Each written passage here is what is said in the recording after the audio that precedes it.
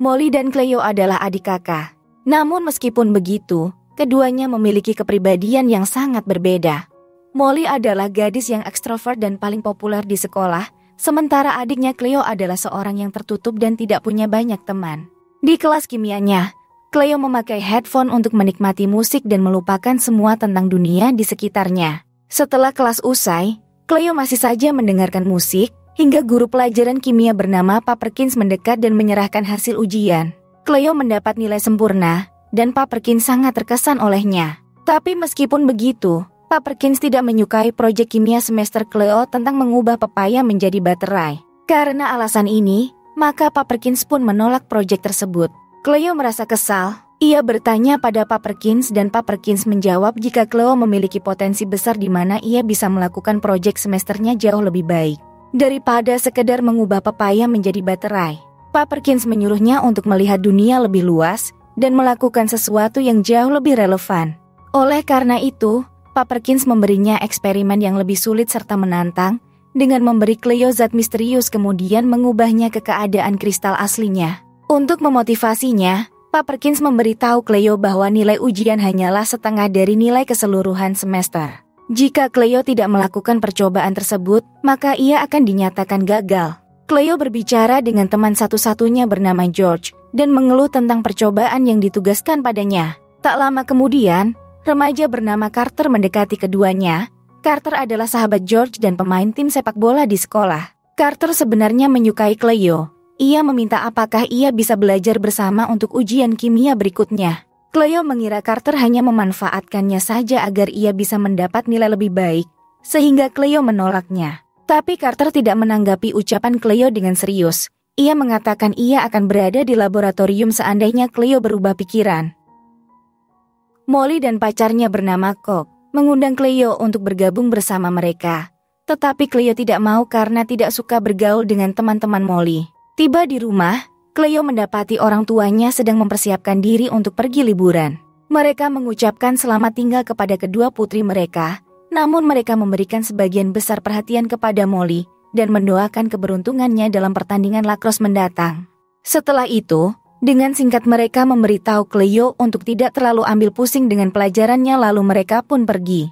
Di malam hari, Molly mengadakan pesta di rumah dan mengundang semua teman-temannya. Sementara, Cleo sendirian mengerjakan percobaan sains yang ditugaskan Pak Perkins kepadanya. Ketika seekor kupu-kupu terbang di dekatnya, Cleo mencoba mengusirnya namun Cleo malah menumpahkan bahan kimia pada larutan yang sedang ia siapkan. Kupu-kupu terbang menembus uap yang keluar dari larutan dan menjadi tak terlihat hingga membuat Cleo penasaran. Ia menaruh kupu-kupu itu ke dalam toples, tapi kupu-kupu mulai mengibaskan sayapnya dengan kencang. Cleo ketakutan dan tak sengaja menjatuhkan toples tersebut hingga pecah. Kupu-kupu itu terbang menjauh, sementara Cleo terus mengejarnya saat semua orang menikmati pesta. Namun, kupu-kupu itu berhasil kabur dan membuat Cleo kecewa. Setelah pesta usai, Cleo memberitahu George tentang bagaimana ia bisa membuat kupu-kupu tidak terlihat, namun George tidak mempercayainya dan menyuruh Cleo untuk tidur saja. Tak lama kemudian, Molly terlihat sedang bersiap untuk tidur dan kupu-kupu tak terlihat kembali masuk dari jendela. Namun saat kupu-kupu terbang mendekati cahaya, kupu-kupu itu mati dan jatuh ke dalam antasida milik Molly. Molly yang tidak tahu apa-apa meminum antasidanya dengan kupu-kupu mati di dalamnya. Ia menyadari ada sesuatu yang aneh dengan rasa minumannya, tetapi Molly mengabaikannya dan pergi tidur jam 12 malam. Hari ini adalah hari Halloween. Molly bangun dan keluar dari tempat tidur. Ia tidak menyadari bahwa kini ia telah menjadi tak terlihat. Molly memulai rutinitas paginya dengan menggosok gigi. Ketika Molly melihat dirinya tak terlihat di cermin, tentunya membuat Molly ketakutan hingga berteriak meminta tolong dan Cleo bergegas memeriksa saudarinya. Cleo bisa mendengar suara Molly, namun ia tak bisa melihatnya. Molly masih tak percaya, ia pikir ini hanyalah mimpi.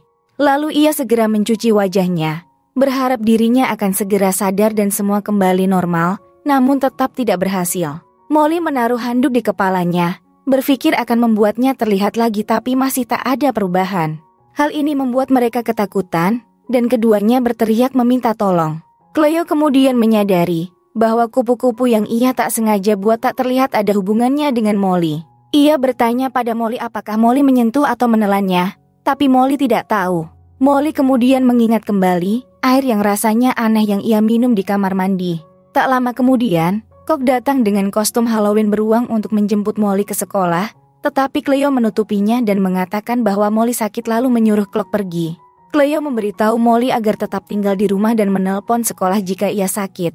Tapi Molly menjawab tidak mau karena hari ini adalah hari Halloween. Molly tidak bisa melewatkan hari penting ini karena semua teman-temannya mengandalkannya untuk datang ke pertandingan lacrosse. Molly kemudian mengenakan gaun birunya dan memutuskan untuk mengenakan sedikit riasan, namun gaunnya juga malah menjadi tak terlihat dan membuat Molly frustasi. Molly berpikir sejenak dan memiliki ide lain. Mengingat Cleo memiliki kemiripan dalam hal warna kulit dan tinggi badan, Molly pun meminta Cleo berpura-pura menjadi dirinya di sekolah. Untuk menyembunyikan identitas wajah Cleo, Molly menyuruhnya mengenakan gaun biru serta topeng agar memastikan tidak ada yang mengenalinya. Setelah itu, Molly yang tak terlihat mengendarai mobil karena Cleo tidak memiliki SIM. Saat keduanya sedang dalam perjalanan ke sekolah, seorang wanita tua kagum melihat Cleo di kursi penumpang tanpa ada pengemudi di sampingnya. Cleo menyapa dan bercanda. Ia mengatakan bahwa saudari perempuannya yang tak terlihat sedang menyetir. Wanita itu kemudian menganggap mobil tersebut sebagai mobil yang bisa mengemudi sendiri. Di sekolah, Cleo merasa gugup dan takut ia tidak bisa melakukan ini. Tapi Molly menyuruhnya tetap santai dan berjalan seperti dirinya. Cleo pun berhasil mengelabui mereka, karena semua orang mengira Cleo adalah Molly. Salah satu teman Molly bernama Nikki menghampiri Cleo. Awalnya Nikki curiga, tetapi ia segera mengenali Cleo sebagai Molly dan menyapanya dengan hangat. Kok mendekati Cleo dan mengira jika ia adalah Molly, hingga ia mencoba menciumnya tapi Cleo segera mendorongnya. Cleo mengatakan bahwa ia menderita penyakit menular, dan hal ini membuat Kok kecewa. Cleo kemudian mendapat telepon dari George yang mengetahui bahwa ia sedang sakit. George kemudian berkomentar tentang betapa buruknya kostum Molly, tanpa menyadari bahwa itu adalah Cleo. Cleo menepisnya dan meminta George untuk menutupinya di kelas Paperkins. Molly kemudian menyuruh Cleo menghadiri kelas geometri untuknya, dan dari situ Cleo mengetahui betapa buruk nilai Molly. Setelah itu, Molly meminta Cleo menghadiri cheerleaders yang ia sudah atur bersama tim lacrosse-nya. Dalam pertemuan itu, Nikki meminta Cleo untuk mengungkapkan sesuatu bermakna tentang tim agar meningkatkan kepercayaan diri tim dalam pertandingan mendatang. Pada awalnya, Cleo mencoba menjadi Molly dan berbicara tentang betapa jelek gaunnya, tetapi Nikki tetap bersikeras agar Cleo berbicara tentang perjuangan tim. Cleo pun berdiri, dan kali ini Cleo memutuskan untuk menjadi dirinya sendiri alih-alih menjadi sosok Molly. Cleo membuka diri tentang bagaimana ia benar-benar merasa tidak terlihat oleh beberapa orang di sekitarnya. Tapi kemudian Cleo tak melanjutkan hal itu. Ia memberi semangat pada teman-teman Molly dan berkata betapa hebatnya mereka saat pertandingan. Setelah mendengar curhatan Cleo, Molly yang tak terlihat sangat tersentuh, ia kini menyadari apa yang dirasakan Cleo. Teman-teman Molly begitu terkesan, hingga mereka berdiri dan bertepuk tangan untuk Cleo atas pidatonya yang singkat namun tulus. Sementara itu, Molly menggunakan kemampuan tembus pandangnya dan pergi ke lab diam-diam untuk mengambil mikroskop seperti yang diminta oleh Cleo. Di sana, Molly berusaha keras agar tidak mencurigakan. Molly lalu mendengar saat Carter berbicara dengan George tentang betapa ia menyukai Cleo. Hal ini membuat Molly heran, lalu ia segera mengambil mikroskop dan menyembunyikannya di loker Cleo. Setelah itu, Molly menyeret Cleo dari pertemuan untuk memberitahu Cleo bahwa Carter menyukainya dan menyarankan berkencan dengannya. Namun Cleo sama sekali tidak tertarik berkencan dengan siapapun. Cleo malah kembali ke pertemuan dan bergabung di sesi pemijatan. Molly yang tidak mau menerima penolakan dari Cleo, memutuskan akan melakukan sesuatu untuk adiknya. Ketika Molly berjalan di koridor, ia melihat Kok bergegas pergi ke kamar mandi. Tiba di sana, Kok melepas kostum beruangnya agar ia bisa menggunakan toilet. Molly memanfaatkan keadaan dengan mencuri kostum Kok. Molly segera memakainya, lalu ia bertemu dengan Carter serta George. Berpura-pura menjadi Cleo, Molly berbicara dengan hangat dan ramah kepada Carter. Hal ini membuat George dan Carter terkejut, karena mereka belum pernah melihat Cleo bersikap atau berbicara seperti ini. Tapi tak lama kemudian, pelan-pelan kostum beruang Molly mulai tak terlihat. Ia pun panik dan hendak bergegas keluar. Namun sebelum itu ia mengundang Carter pergi bersama ke pesta Halloween sekolah malam ini. George dan Carter sangat terkejut, karena sebelumnya Cleo selalu tak memperdulikan Carter. Setelah itu Molly segera berlari keluar. Sementara Carter masih terlihat bingung dengan sikap Cleo yang campur aduk terhadapnya. Molly kemudian bertemu dengan Cleo di perjalanan. Lalu ia memberitahu Cleo bahwa ia telah merencanakan kencan bersama Carter hingga Cleo merasa kesal. Tak diduga George memasuki ruangan, dan ia begitu ketakutan ketika melihat kostum beruang yang mulai menghilang. Ia memanggil Cleo sebagai Molly dan bertanya padanya apa yang terjadi. Cleo memberitahu kebenaran tentang Molly yang menjadi tak terlihat, tetapi tiba-tiba Kok muncul dan bertanya di mana kostum beruangnya. Berpura-pura menjadi Molly, Cleo mengatakan ia tidak pernah melihatnya dan langsung menghindarinya. Saat George dan kedua saudari itu hendak meninggalkan sekolah, Pak Perkins menghentikan mereka.